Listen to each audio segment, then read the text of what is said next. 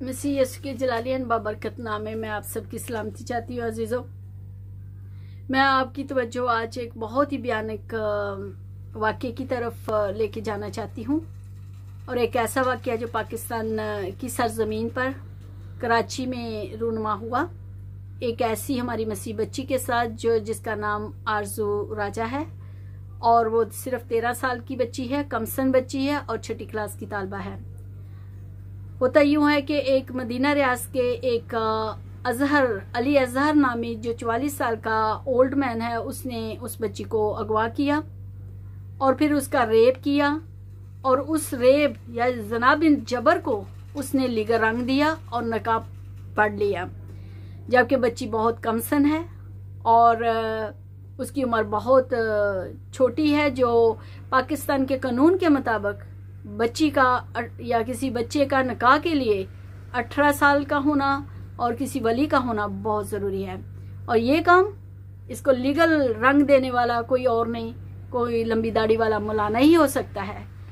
मैं अफसोस से कहना चाहती हूँ कि मैं मौलाना की इज्जत करती हूँ, लेकिन अगर मौलाना अपने जो इल्म का गलत इस्तेमाल करेगा तो मैं उसको शर्म ज़रूर दिलाऊंगी। मौलाना जी, आपको शर्म आनी चाहिए।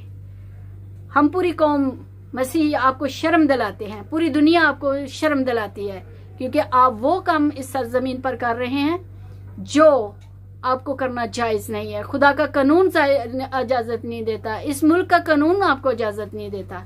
क्या आपकी अगर बेटी आरजू की एज की हो और आप उसको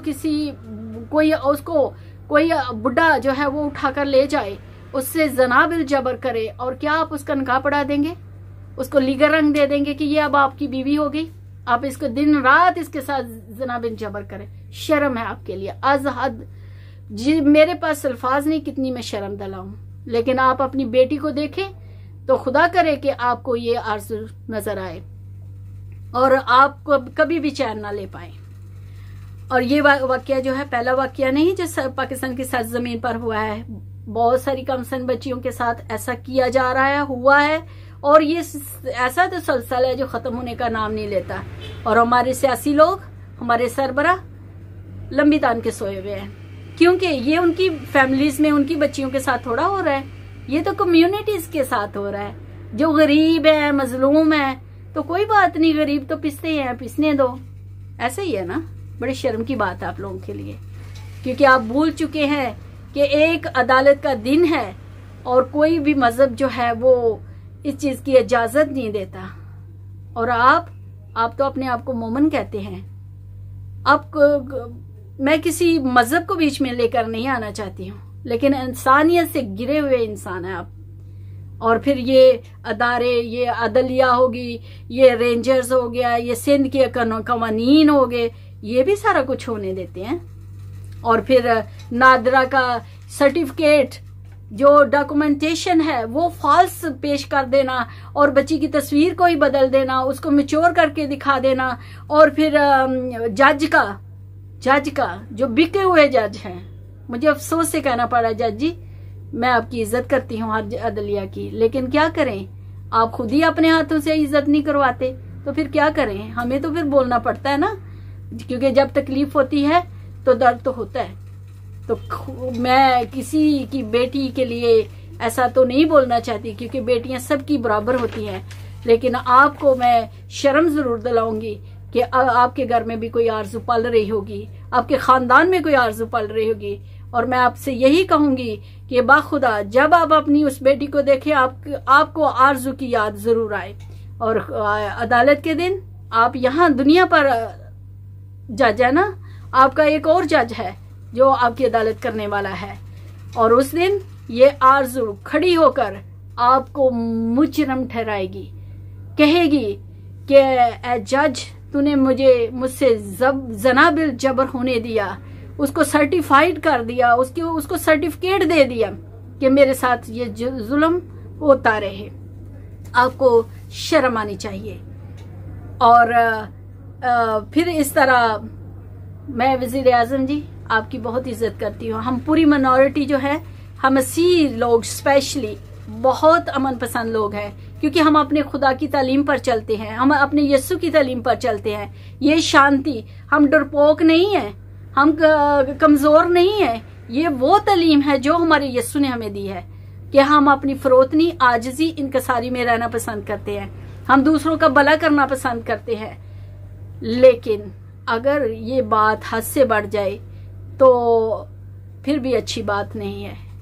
ये इस सारे तसलसल को प्लीज आप रोकें, क्योंकि आप सरबराह हैं पूरे कौम के लिए, पूरे पाकिस्तान के लिए। आप सिर्फ मेजॉरिटी के सरबराह नहीं हैं, वजीर आजम नहीं है।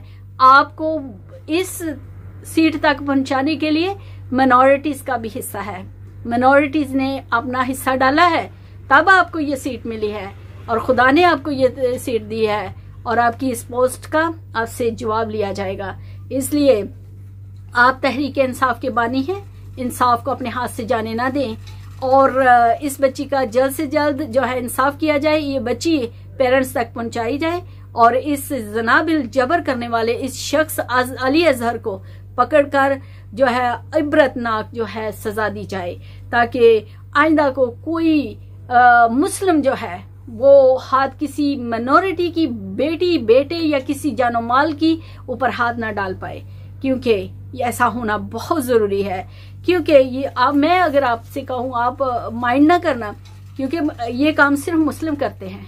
आज तक मैंने कभी नहीं सुना किसी हिंदू ने ऐसा किया हो, किसी के साथ जबरदस्ती निकाह किया हो, उसका मजहब चेंज किया हो, किसी क्रिश्चियन ने या सिख ने किया हो। ये सिर्फ मुस्लिम करते हैं। और मैं फिर मुस्लिम का ही नाम लूंगी ना, सच तो कड़वा लगता है लेकिन सुनना पड़ेगा। लेकिन मैं सबकी बात नहीं कर रही, मैं उन दरिंदा सिफ्त इंसानों की बात कर रही हूँ, उन दरिंदा सिफ्त अदारों की बात कर रही हूँ जो ऐसा होने देते हैं। आप बराबर के मुजरम हैं, बराबर के आप गुनाहगार हैं, क्योंकि आप ऐसा होने देते हैं। वो गुनाह करके ऐसा करते हैं, गुनाहगार बनते हैं। आप गुनाह में शामिल होके ऐसा करते हैं, गुनाहगार बन रहे हैं। और एक दिन कटारे में बहुत जल्द आप आने वाले हैं। और मैं आप वो सारे मीडिया को जो 83 चैनल्स हैं पाकिस्तान में, उनको भी क्या कहूँ आप लोगों को, जब भी हक की बात होती है आप छुप जाते हैं बिलों में, वैसे बड़े दावे करते हैं। कहाँ गए वो आप लोग, कहाँ छुप गए हैं? क्या आपको नहीं लगता कि ये इंसानियत के लिए आपको उठ खड़ा होना चाहिए? वो तंजीमें कहाँ गई हैं जो इंसानी हकूक के लिए काम करती हैं? वो कहाँ छुप गए हैं? क्या ये किसी की बेटी नहीं है? क्या ये मुल्क पाकिस्तान की बेटी नहीं है? या आपने वाकई तफरीक कर दिया है कि ये हिंदू है, ये मुस्लिम है, ये सिख है, ये फलां है? तो अगर यही है तो हम यहाँ पे क्या कर रहे हैं? वो कुर्बानियां कहाँ गई? ये तो कदर जना साहब को होनी चाहिए थी ना, वो तो रहे ही नहीं। तो फिर हमें भी समझ लेना चाहिए कि जना को पता था, जना साहब को पता था कि क्या हम माइनॉरिटीज ने कितनी कुर्बानियां दी हैं पाकिस्तान को लेने के लिए। अगर हमारे वोट ना होते तो पाकिस्तान आज नहीं होता। आप जो बड़ी छाती ऐसे चौड़ी करके फिरते हैं ना, ये नहीं होता। तो शर्मानी चाहिए आपको, अज हद शर्मानी चाहिए। लेकिन मैं बहुत सारे अपने मुस्लिम बहन भाइयों की शुक्रगुजार हूं जो उठ खड़े हुए हैं, और तब तक वो खड़े रहेंगे जब तक हमें इंसाफ नहीं मिलेगा। तो ये अगर अब तक आपने सुस्ती दिखाई है तो अभी भी खड़े हों इंसाफ के लिए, ये जान के नहीं कि वो मसीह बच्ची है या हिंदू बच्ची है। वो एक इंसान है, आपकी कौम पाकिस्तान की बेटी है, इसलिए खड़े हो जाए। इन दरिंदा सिफ्त लोगों की साथ ना दें। ये मुस्लिम भी नहीं है। और वज़ीर आज़म जी, मैं आपसे दरख्वास्त करती हूँ आप ऐसा कानून बनाएं कि कोई गैर मजहब जो है या अक़लियत पर ऐसा जुल्म ना हो, और उनकी जान माल जो है हमेशा महफूज रहें, उनकी रोकथाम हो, और मजीद ऐसे वाक़या या हादसा ना हो, और कोई मुस्लिम अपने कानून को अपने हाथ में ना लेने पाए। आखिर में यही कहूंगी कि पाकिस्तान को जिंदा रहने दें। खुदा।